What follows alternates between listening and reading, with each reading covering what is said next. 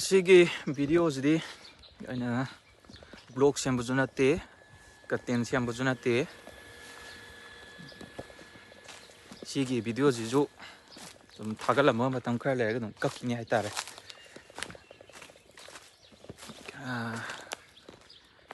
yani aigi YouTube channel je monetization tawdri bako adu tawnaba sum thagatpa video ni china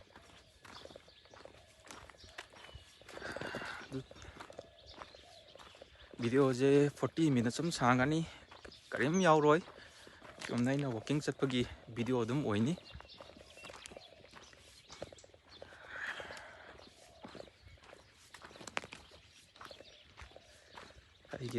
aige channel monetization tawdri je chigi kayani watch hour sunaba kayani 40 minutes sum sangba video thakadoineba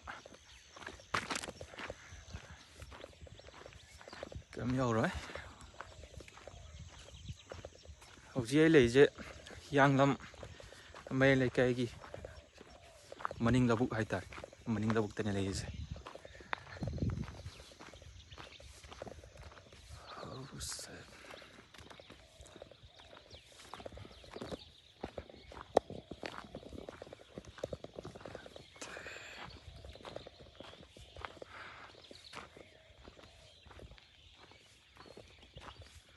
maning box chaluke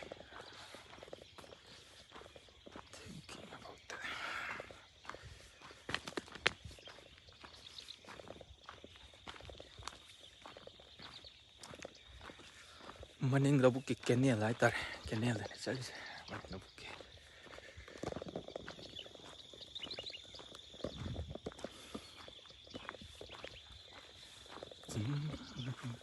itu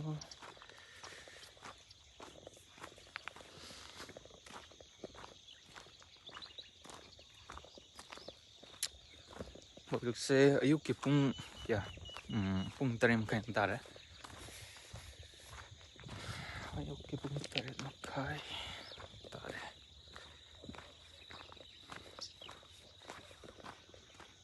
si kene sa tau ko ire ko sa la sam yong ki tong ga in 40 minutes song chama video ju thagat tau lei ai gi watch time sunaba tar 4K watch time sunaba This is some chat like one.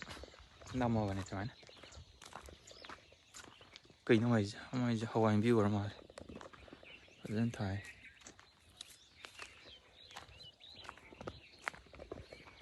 Some Morocco, Yala, top of something.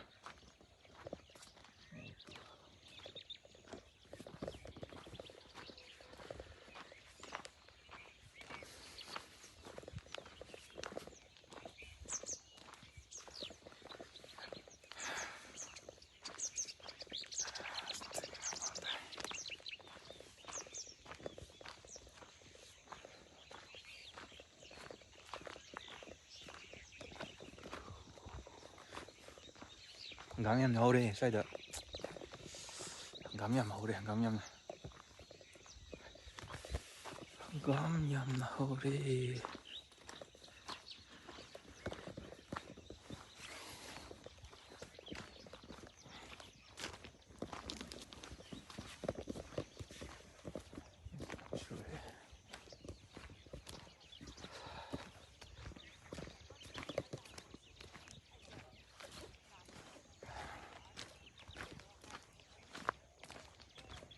thari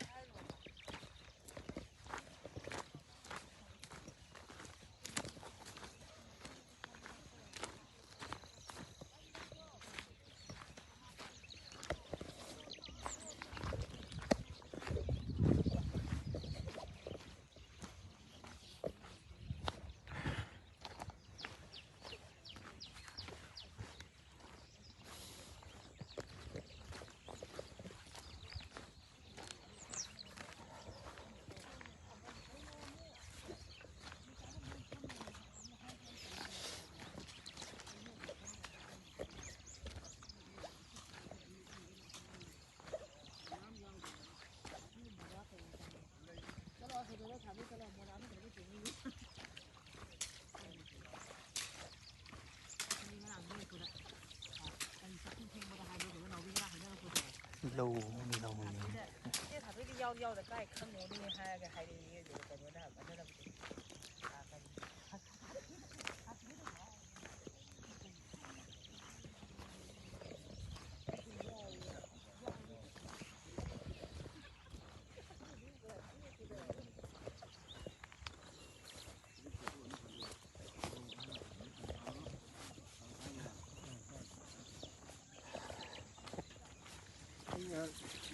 walking thôi này rất là quý đấy ạ.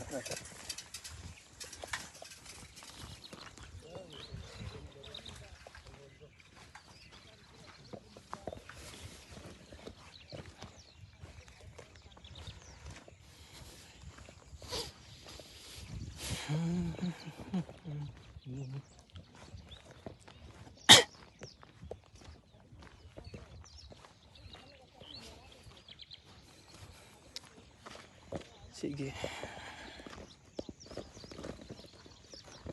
kuirebago kuireba sige lambi chattaba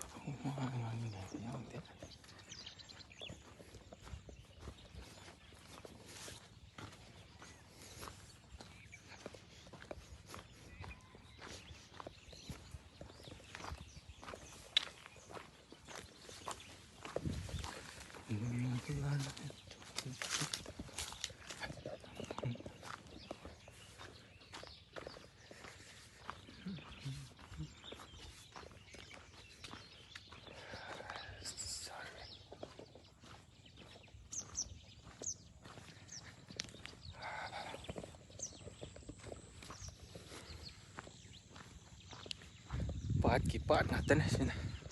Paat ki paat ngatan.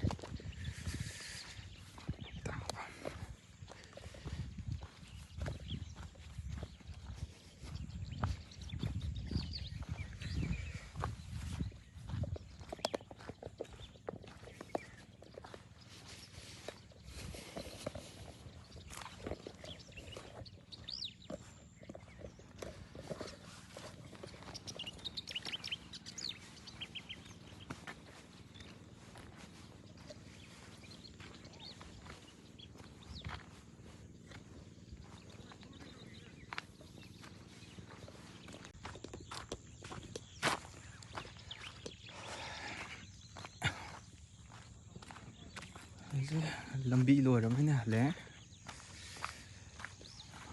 sa lak chu lambi dinong halak pani sina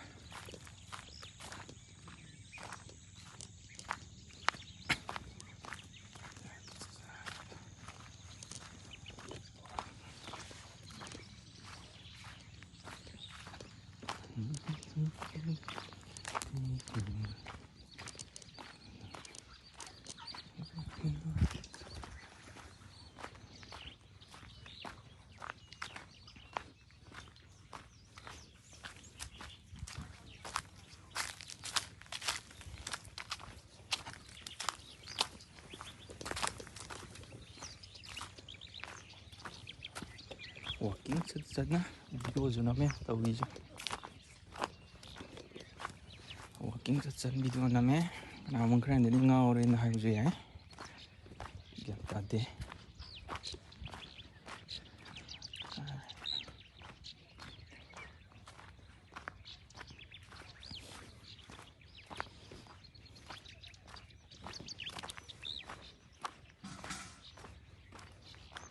40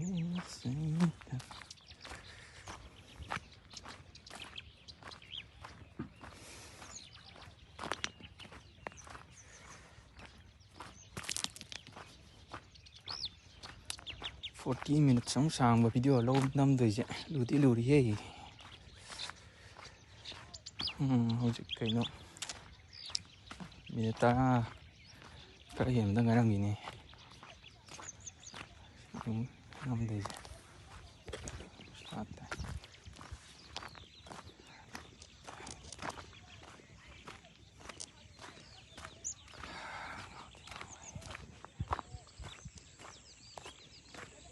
phải thật nấu nó kìa lâu lính thảo giao đấy xin lấy hả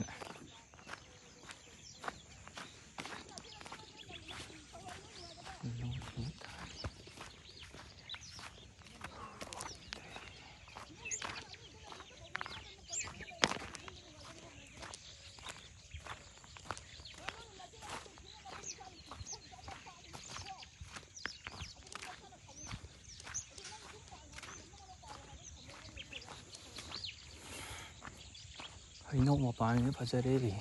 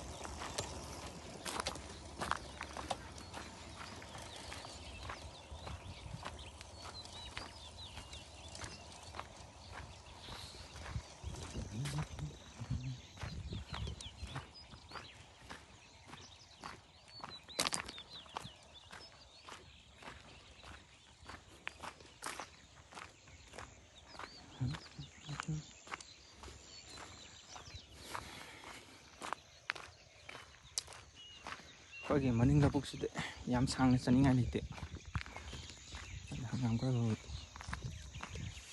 사실 올라키고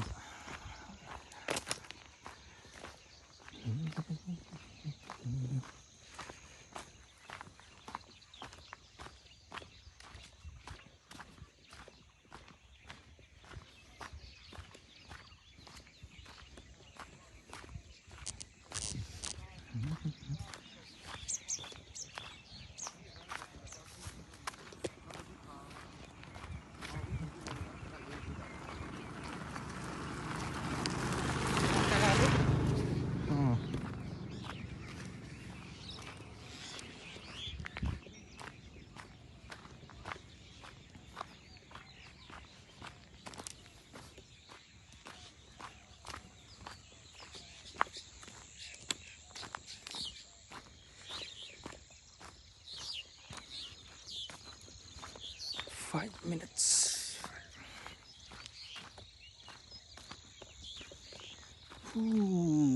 Nông ba lây câu ý không được giờ rồi người lò rồi xin nông ba lây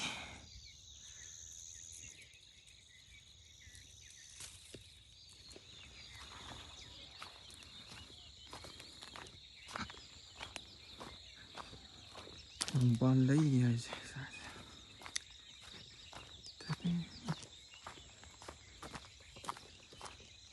thân đâu cũng là ngang cả 40 minutes to a low. Yeah, man, daddy.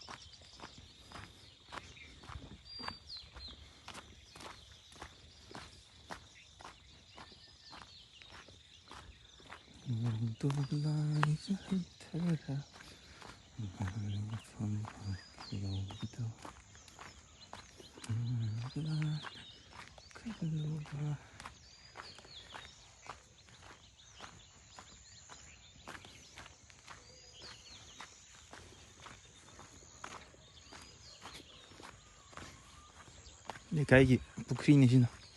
Lekaigi pukri. Koigi inkol degi low later kan taugi ba.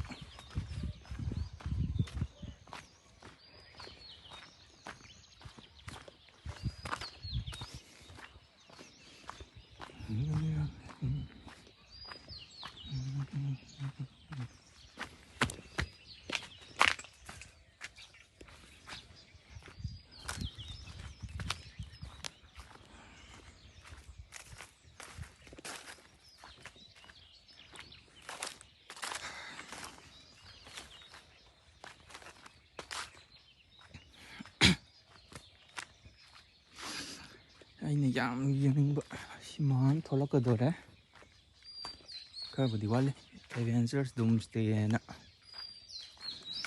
ꯑꯗꯨꯒ ꯁꯦꯔꯤꯁꯇꯅ one piece season 2 ꯊꯣꯛꯂꯛꯑꯅꯤ ꯑꯅꯤꯁꯤꯅ ꯌꯦꯡꯗꯧ ꯉꯥꯏꯔꯤꯁꯦ ꯑꯅꯤꯁꯦ ꯊꯣꯛꯂꯛꯄ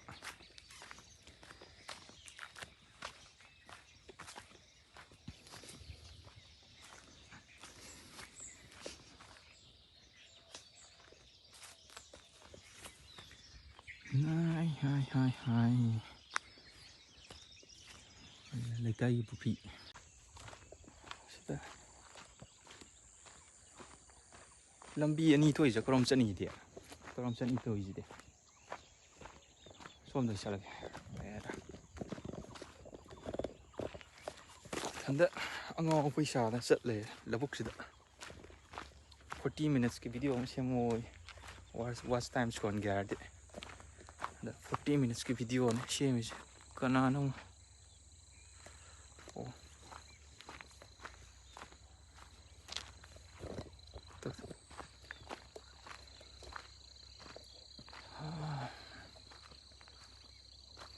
करूँ दस सीखो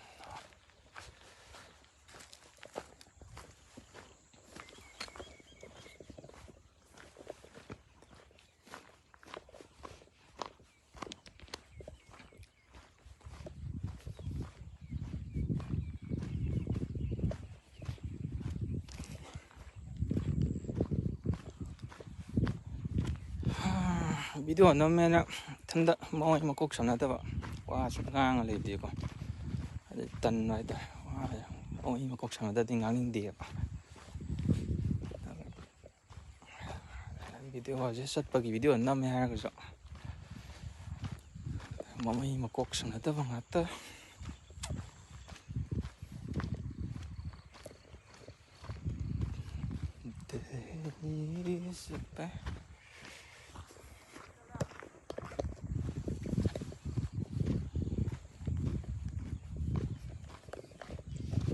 video ꯑꯃ ꯅꯝꯕ ꯆꯠꯂꯦ ꯃꯤꯅ ꯉꯥꯎꯔꯦ ꯁꯣꯏ ꯍꯥꯏꯗꯣꯏꯅꯤ ꯇꯧꯔꯤꯁꯦ ꯑꯩꯅ ꯉꯥꯎꯔꯦ ꯁꯣꯏꯗꯅ ꯍꯥꯏꯗꯣꯏꯅꯤ ꯇꯧꯔꯤꯁꯦ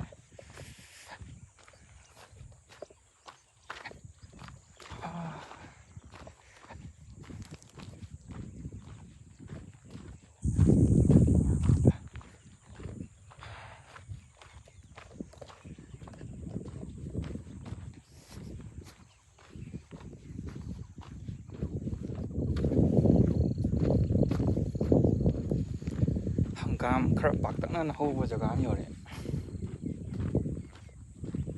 hangam ai je yang kana saudi natri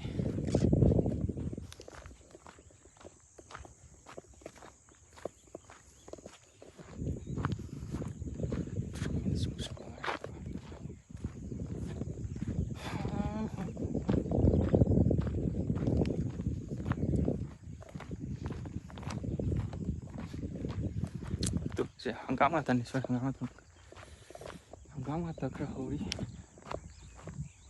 lâu rồi thì vẫn hangam dần mà này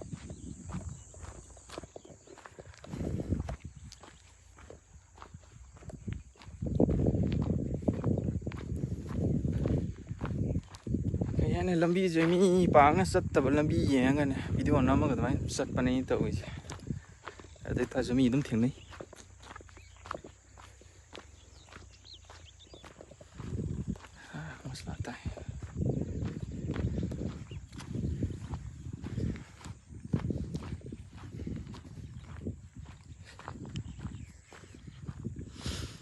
minute tara mo video naman sa lani ito isang minute kaya sugra mari tanga ni halak pa din minute tara mo video na magahalani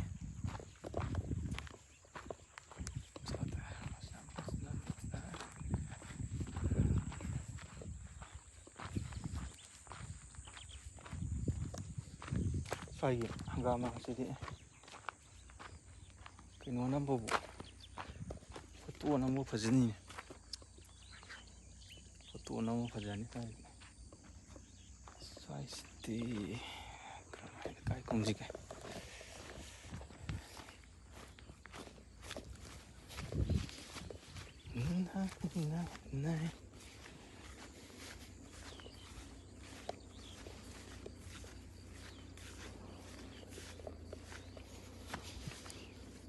foto na mo siya ni site ses pwede pa German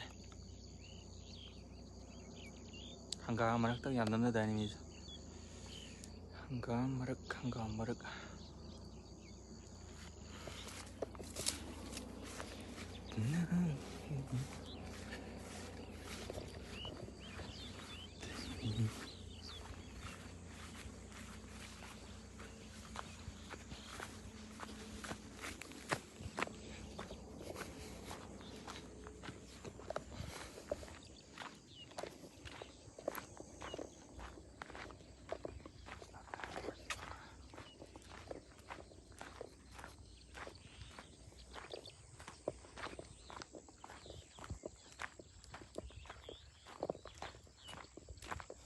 시기 lambi지나 kiyam sang tholi no khangdri satri phajan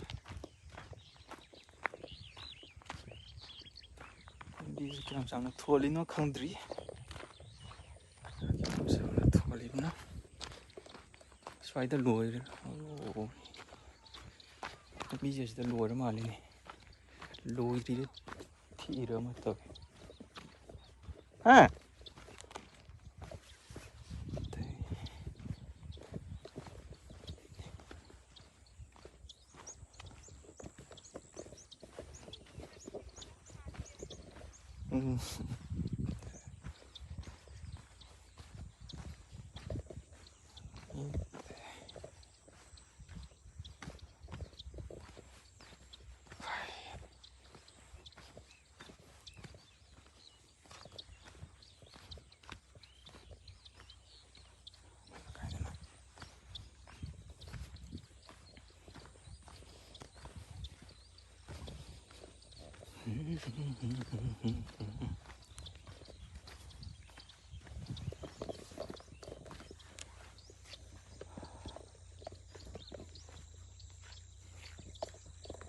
loi lambi thon ba sida lambi cha palwar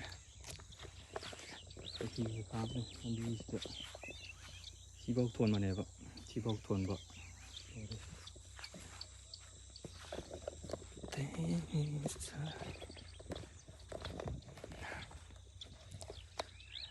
fare de som da mung ha lambi chang le jang chalu du ba la yar halapagi video unam kandadi surani 40 minutes. 40 minutes surely. Don't count it.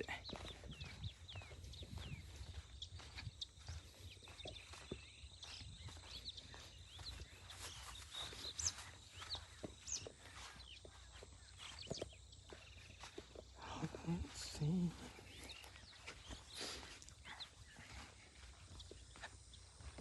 Hang on, hang on.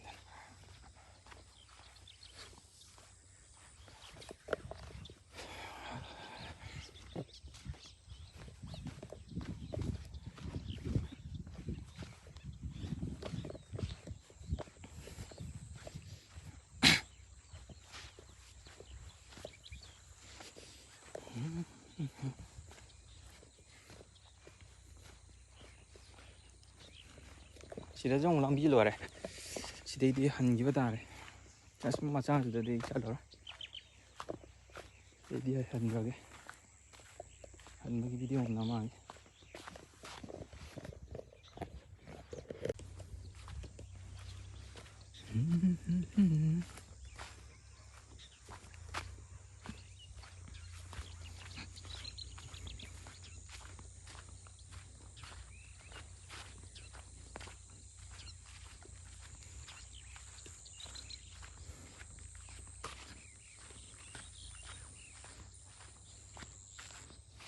Mai giờ lấy cực xí được cái nó phâu ốm hủi mà lên này.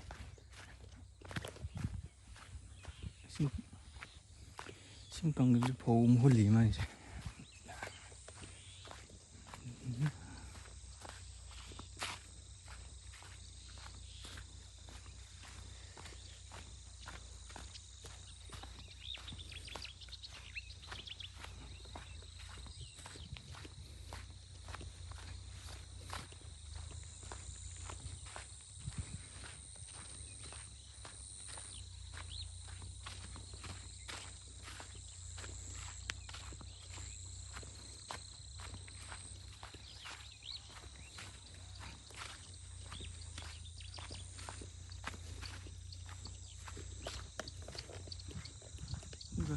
아, 이제는 팜도 신나나봐. 저기 너무 늦어 좀 사기와. 아, 이따 가만히.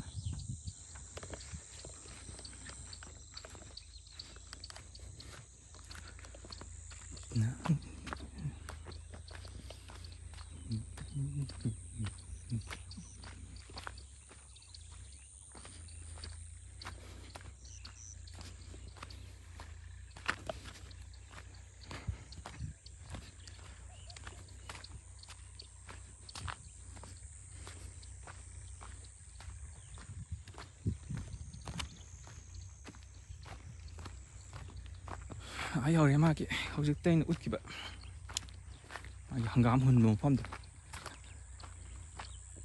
이탄다 우와 빵 앙화면 뱅앙들 강대 왜디. 그나 우마 카당 얌파와 미게 좀 와 이제 빵 앙화면 돌아봐야 맞는다 그러죠.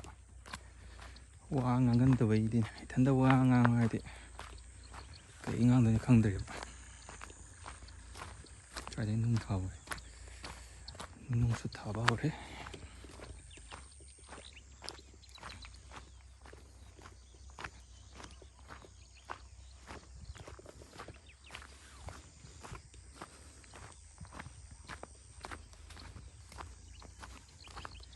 Ngasi baudi suti lady ayo hiyengdagi mo school long chakrane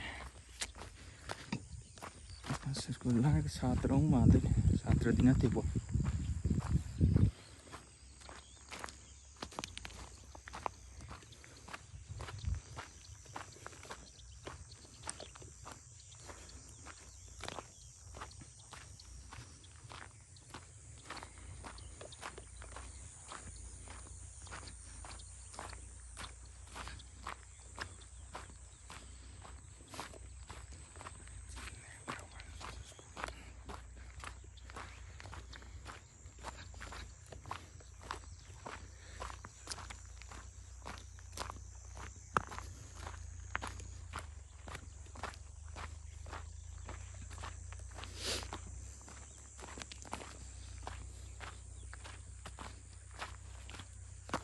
이게 나 삐지게 레이즈 보자도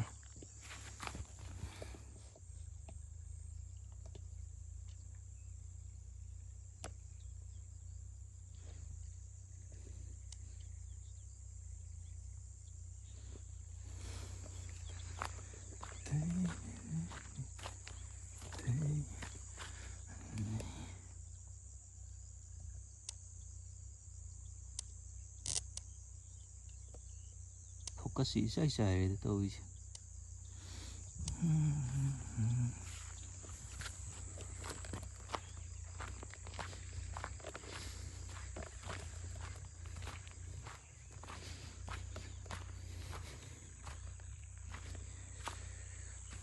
Kari Narega Yanglam District Kaksin Blog Langmeidong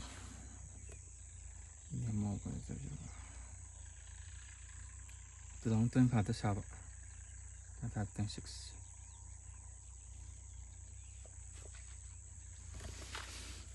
Project estimate kind of 10.5 in lakhs.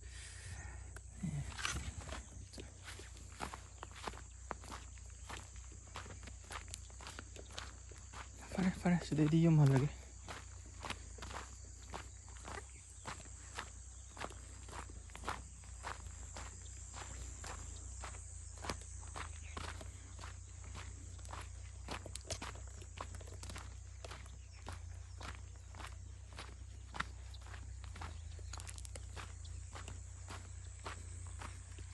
She's a cave. Mommy call green. See, mommy.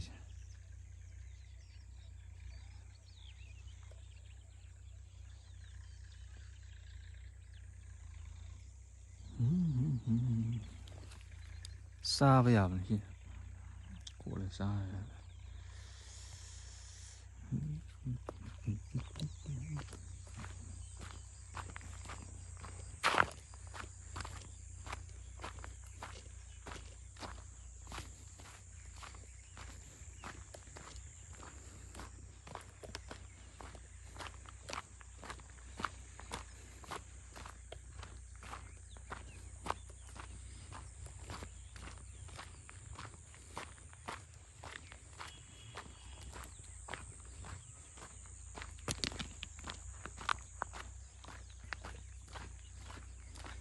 Watch times one gardi 40 minutes ke video am thaga lo na hai bujda ko ai am na awa ware kari dana 40 minutes one thousand hana ta sina blog ama digi content ama khallaga sunna bana plan tor le hobuna tamni ko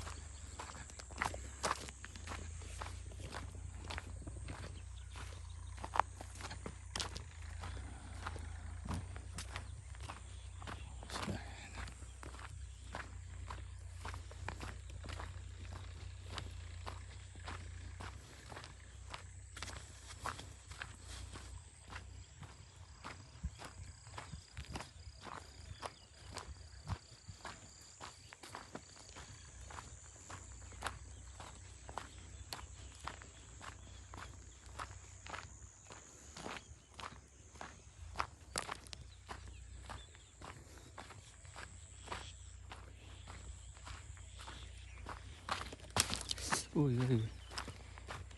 tu trai thông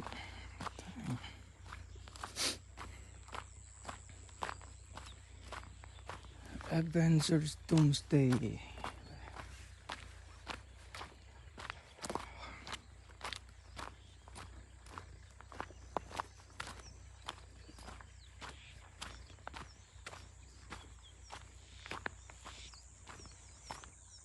mấy giờ ôi đà rộng này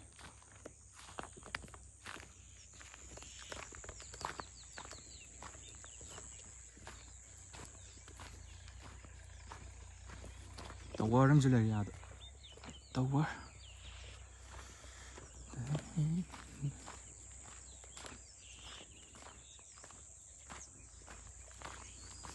Fare tôi đi anh video chỉ xoay tôi lúc sẽ là cái anh nhớ hay chơi gì nhỉ chỉ đi anh xem chứ cái content xem mà thế blog xem mà thế chúng này cái watch time xuân na bài tar còn cái watch hour thì xuân na bạn các bạn chúng pngtha thả vật video này rồi chúng thu nào tầm khơi lại cái các kính quỳ như thầm cái anh nè ngày đi 5 minutes 40 minutes sẽ su đi vào co 40 minutes su na vào khơi cái mong video năm mà thuộc ta này 40 minutes một nếu sang mà thuộc ta này तसेंना नुंगाइगदब कईगुम सेमगा 40 minutes सुहलो हारगदी 40 minutes की content दम edit तौबदा मतम याम चंगनी तुम नमनो होनबदसु वागनी 40 मिनट्स याम सांगबा मतमनेबा वीडियो ददी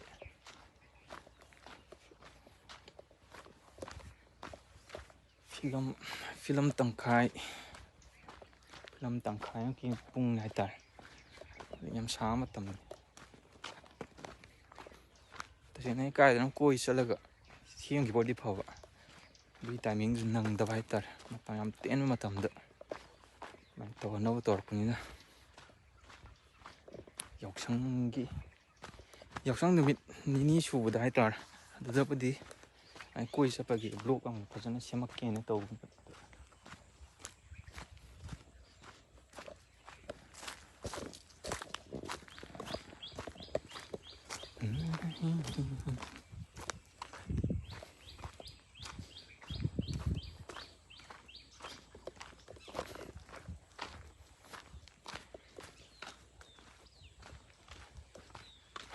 केने अंदर इथने कोई चली कोई किधर ले अंगांग मचागा चामिन दौदो अंगांग मचादे अंगांग जिंग स्कूल चनमियाको स्कूल चटपगी टाइमिंग योरकदोरे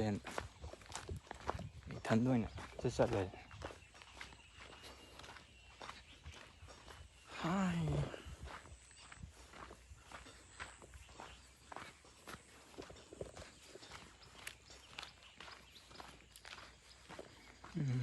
आइगी हौजिकसे वीडियो अहुम खत थागपदा ngairibako वीडियो अहुम खत मुकबांगी नातागी वीडियो अहुम खत सेंगिबदा ngairi अदु व्यू जे यामना यामदामनिना वाच टाइम जे 2k माय खत सुबदा ngairiबा वाच टाइम जे 4k योंदनी ना 4k योनबा खै यामबा अमदा सिनबिरके 40 मिनट सामबा पगनम नमग थागत सलो नंगी वाच टाइम दु सुहनबा ना सिनबिरके नाबदा इजे तेन मतमदा माने थागत नंगदबा हाइबदुनको इदि सुमाइना कोइ चलगा ज्ञान मेन तादना दम 40 मिनट सुहनबा ना नंबने सिगी वीडियो जे कछु कुइना थमोय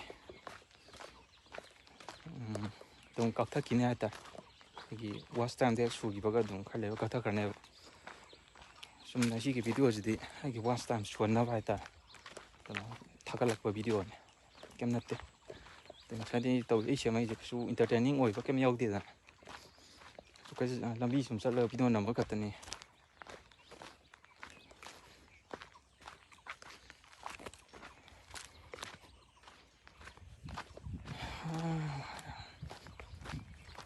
आदि वीडियो नंबदा पैसा थादब कीदब मीजे आइनेबको वीडियो की नेब हारदी अदम पैसा जे अदम थादरम येंगिदुनेब फजबरा थिबरा अदम चंगजर जोनोन माइ तौबा मीनेदा सिंग मखा ताव वीडियो दा अदम पैसा थादरगा अदम यांगगने क्याम चंगबा चंगदबा मांगबा मांगदबा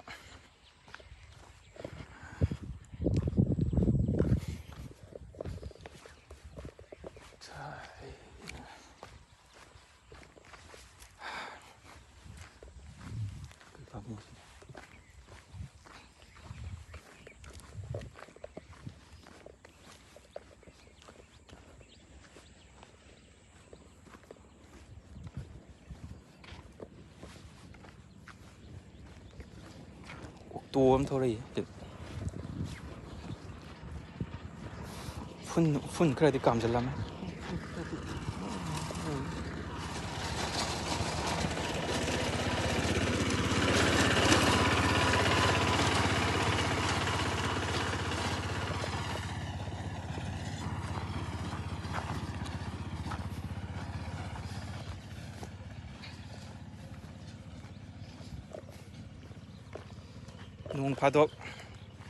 nông phá đâu yum thola phone nó phải video nó mà cái này cứ rất là hậu đây nè ngao đây là hai tài thôi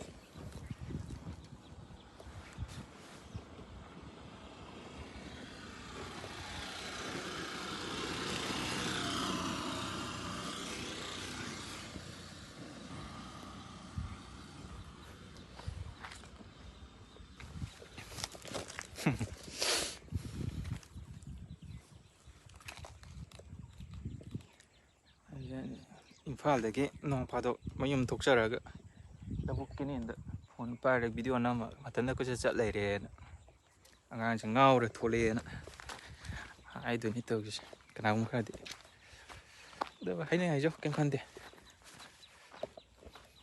ꯑꯩꯁꯨ ꯑꯩꯒꯤ ꯗꯔꯀꯥꯔ ꯂꯩꯕꯒꯤ ꯃꯇꯨꯡ ꯏꯟꯅ ꯅꯝꯃꯤꯅꯤ ꯅꯝꯗ ꯌꯥꯗꯕꯩ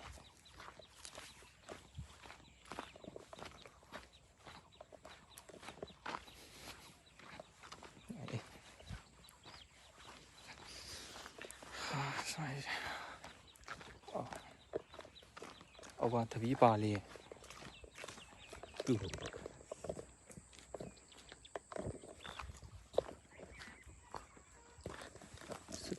6 minutes 이제 한번나 퍼도 말래 할라게다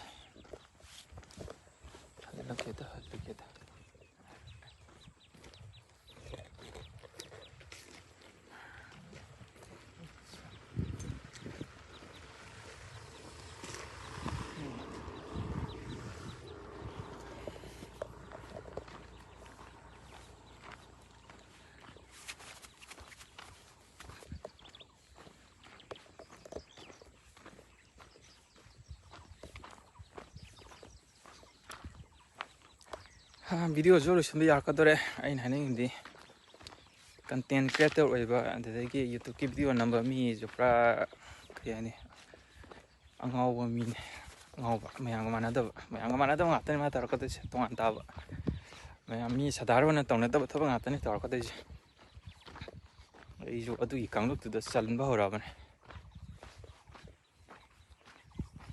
ꯍꯥꯏꯗꯤ ꯕ꯭ꯂꯣꯛꯀꯤꯅꯤ ꯚꯤꯗꯤꯑꯣꯒꯤꯅꯤꯅ ꯐꯣꯟ ꯑꯃ ꯀꯦꯃꯦꯔꯥ ꯑꯃꯒ ꯄꯥꯏꯔꯒ ꯑꯗꯨꯝ ꯃꯌꯥꯝꯒ ꯃꯥꯟꯅꯗꯕ ꯊꯕꯛ ꯉꯥꯛꯇꯅꯤ ꯇꯧꯔꯛꯀꯗꯣꯏꯁꯦ